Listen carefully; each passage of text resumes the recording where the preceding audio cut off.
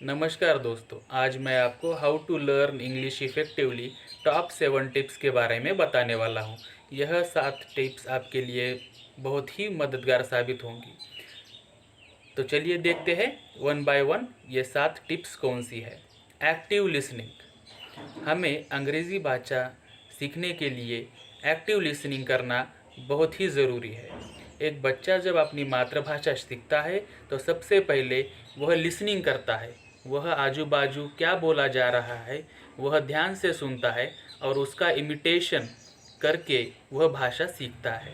Active listening का मतलब है सिर्फ सुनना नहीं है, तो क्या बोला जा रहा है, क्या शब्द यूज़ किए जा रहे हैं, कौन से स्ट्रक्चर्स यूज़ किए जा रहे हैं और किस तरह से प्रोनाउंस किया जा रहा है, यह सब बातें ध्यान में रख के हमें लिसनिंग करनी है, जिससे हमें अंग्रेज़ी बोलने में बहुत फ़ायदा होगा।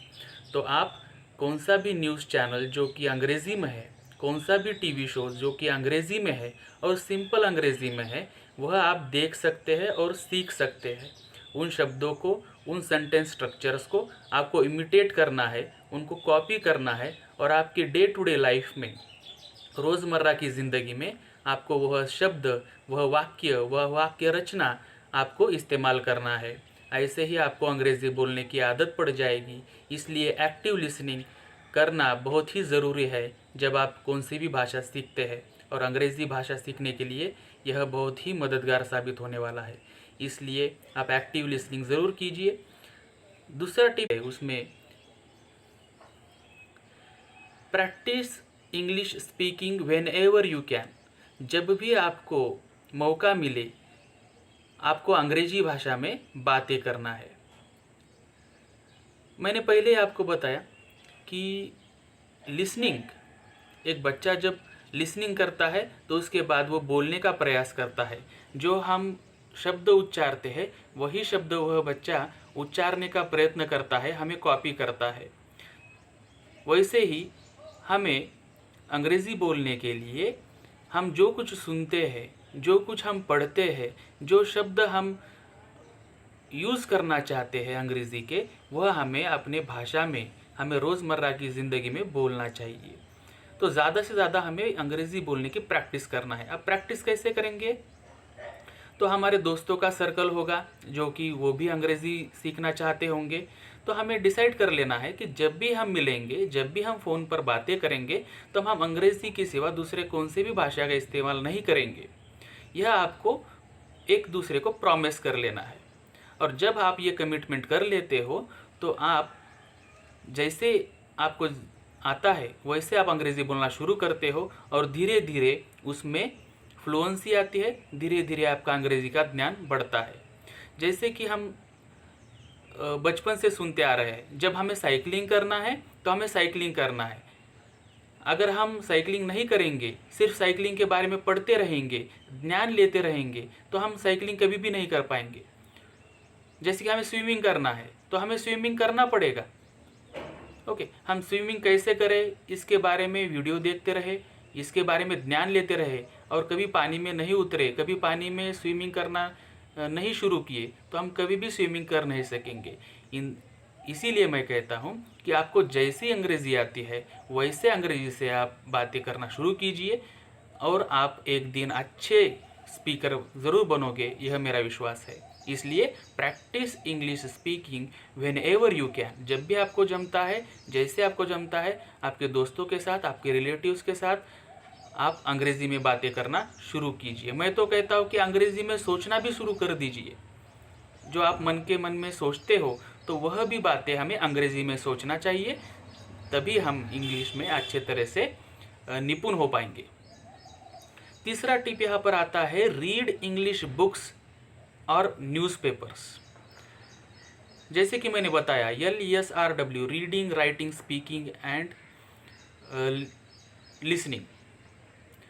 तो यहाँ पे रीडिंग, ये जो फैक्टर है यह बहुत ही महत्वपूर्ण है। जब हम पढ़ते हैं तो हमें बहुत सारे शब्द ज्ञात होते हैं, बहुत सारे शब्द हमें नए से पता चलते हैं। वह शब्द कभी कभी हमारे लिए डिफ़िकल्ट हो सकते हैं, तो हमें एक अच्छी डिक्शनरी का यूज़ करना है, उस शब्द का अर्थ समझ कर लेना है और वह शब्द हमें हमारे डे टू डे लाइफ में यूज़ करना है। अगर एक शब्द जो आपके लिए नया है, वह शब्द आप अगर आपके सेंटेंसेस में यूज़ करते हो, हर रोज़ के आपके वाक्यों में यूज़ करते हो, तो वह शब्द आप कभी भी भूल नहीं पाओगे। एक्टिव वोकैबुलरी और पैसिव वोकैबुलरी, ऐसे वोकैबुलरी के दो प्रकार होते हैं। तो इंग्लिश ज़्यादा से ज़्यादा आप पढ़ोगे तो आपकी जो पैसिव वोकैबुलरी है, जो आप शब्द जानते हो मगर इस्तेमाल नहीं करते हो, उनकी संख्या बढ़ेगी। पैसिव वोकैबुलरी जब आप इस्तेमाल करते हो आपकी डे टू डे लाइफ में, वह एक्टिव बन जाएगी, आपकी एक्टिव वोकैबुलरी में वो आ जाएगी। इसलिए अंग्रेज़ी पढ़ते समय नए शब्दों को चुनना है, उनके अर्थ समझ लेना है और वह शब्द आपको आपके रोज़मर्रा के जीवन में इस्तेमाल करना है अंग्रेज़ी में। दूसरा फ़ायदा आपको ये होगा कि आपका अंग्रेज़ी का जो स्ट्रक्चर है वो सही होगा। आप नोटिस करोगे कि यह वाक्य कौन से टेंस में आता है, या एक्टिव वॉइस है या पैसिव वॉइस है, या डायरेक्ट स्पीच है, इनडायरेक्ट स्पीच है, यह आप नोटिस करोगे और उससे आपका ज्ञान बढ़ेगा। इसलिए रीडिंग से आपके दो फायदे होंगे। पहला फ़ायदा तो नए नए शब्दों का पता चलेगा, दूसरा फ़ायदा आपको स्ट्रक्चर पता चलेगा। तीसरा फ़ायदा ये हो सकता है, अगर आप लाउड रीडिंग करते हो तो आपका तीसरा फ़ायदा यह होगा कि आपका जो प्रोनाउंसिएशन है, आपका जो पढ़ने का कॉन्फिडेंस है, वो भी बढ़ सकता है। इसलिए रीडिंग के बहुत फ़ायदे हैं। रीडिंग आप करना ही चाहिए। आपको अंग्रेज़ी बोलने के लिए रीडिंग करना अनिवार्य है। चौथा टिप यहाँ पर आता है, practice writing in English. LSRW, मैं हमेशा आपको बता रहा हूँ कि LSRW, यह 4 बातें जो है यह आपको हमेशा अंग्रेज़ी पढ़ने के लिए प्रवृत्त करेंगी और आपको एक अच्छा स्पीकर बनाएंगी, एक अच्छा अंग्रेज़ी का स्टूडेंट बनाएगी। तो राइटिंग भी करना है हमें। तो राइटिंग कैसे करेंगे? राइटिंग करने के लिए आप कौन सा भी टॉपिक लीजिए, my village, my college, my first day in college, ऐसे बहुत अनगिनत आपको टॉपिक्स मिलेंगे। What happened with me today, आज मेरे साथ क्या हुआ दिन भर में, ये आप लिख सकते हो। जब आप लिखोगे आप विचार करोगे, और विचार जब करोगे तब आप शब्द चुनना सीखोगे। यहाँ पे मैं कौन सा शब्द लेना चाहिए, यहाँ पे कौन सा सेंटेंस स्ट्रक्चर मुझे यूज़ करना चाहिए, इस बारे में आप सोचोगे और धीरे धीरे आपकी जो पैसिव वोकैबुलरी है वो एक्टिव वोकैबुलरी में कन्वर्ट होती जाएगी। जितना आप लिखना और बोलना शुरू करोगे, उतना आपकी पैसिव वोकैबुलरी जो है वो एक्टिव वोकैबुलरी हो जाएगी। पैसिव वोकैबुलरी मैंने जैसे बताया, पैसिव वोकैबुलरी जो शब्द हम जानते हैं मगर इस्तेमाल नहीं करते, हमें इस्तेमाल करना है, वो शब्दों को इस्तेमाल करना है, उनको एक्टिव वोकैबुलरी में लाना है। इसके बारे में एक्टिव वोकैबुलरी और पैसिव वोकैबुलरी के बारे में मैं बाद में एक डिटेल्ड वीडियो बनाऊंगा। फिलहाल हम इस पे कंसंट्रेशन करते हैं। तो प्रैक्टिस राइटिंग इन इंग्लिश, कौन सा भी टॉपिक लीजिए, उस पर 8, 10, 15 सेंटेंस आपको जमते हैं, वो आप लिखना शुरू कर दीजिए। आगे आता है 5वां tip, learn a new English word every day. अब ये कैसे करेंगे हम? इसके लिए आपके पास एक डिक्शनरी होनी ज़रूरी है।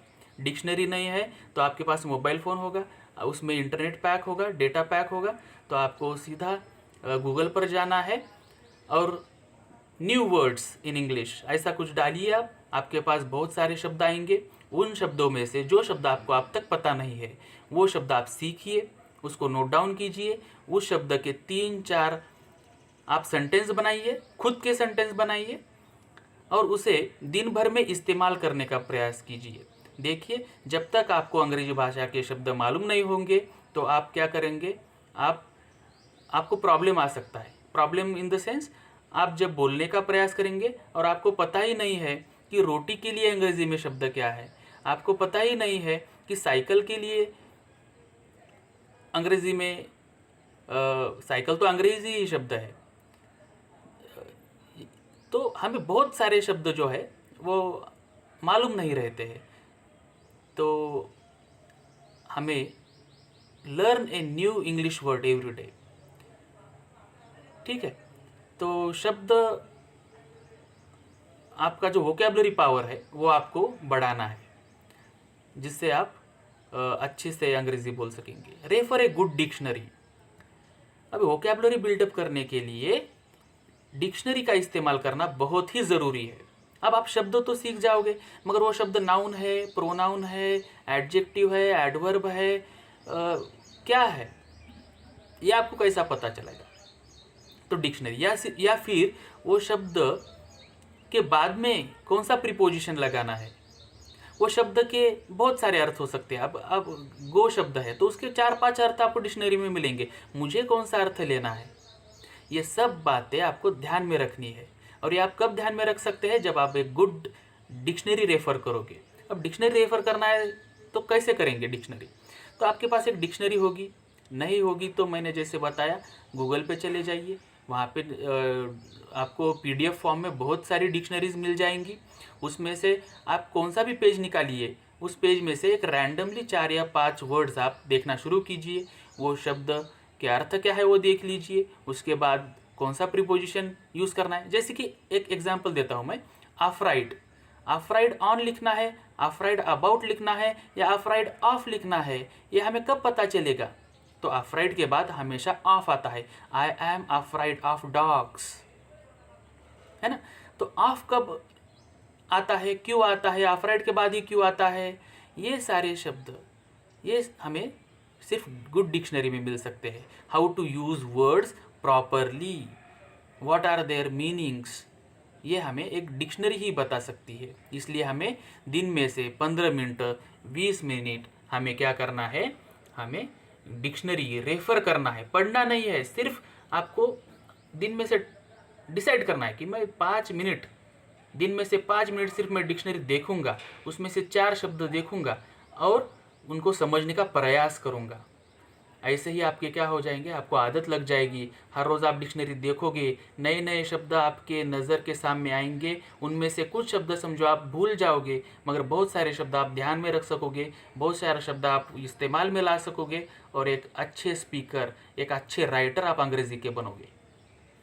Watch news programmes in English.